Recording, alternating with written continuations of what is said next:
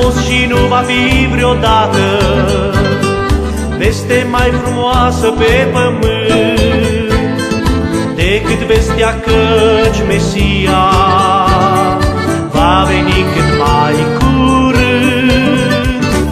Cerul va fi atunci în sărbătoare, soarele va străluci frumos, când Iisus pe nori de slavă va apare glorios.